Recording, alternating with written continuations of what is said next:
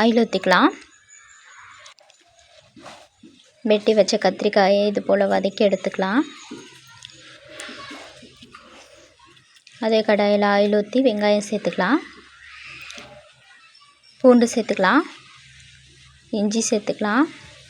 சீரகம், மிளகு, கொஞ்சம் சோம்பு,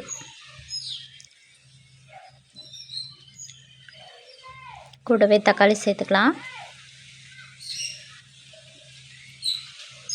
தேங்காய் துருவல் சேர்த்துக்கலாம். இந்த அளவுக்கு நல்லா வதக்கி எடுத்து வச்சுக்கோங்க. அதே கடாயில் ஆயில் ஊற்றி கடுகு போட்டு கொஞ்சம் வெந்தயம் சேர்த்துக்கலாம். வெங்காயம் கருவேப்பிலை சேர்த்துக்கலாம். தேவையான அளவு மிளகாய்த்தூள் சேர்த்துக்கலாம். அதை வதக்கின பிறகு நம்ம அரைச்சி வச்ச விழுதை சேர்த்துக்கலாம்.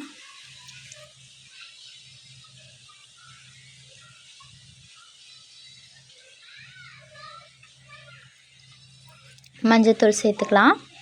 புளி கரைசல் சேர்த்துக்கலாம். உப்பு சேர்த்துக்கலாம். நல்லா கொதித்ததுக்கப்புறமா கத்திரிக்காய் சேர்த்துக்கலாம்.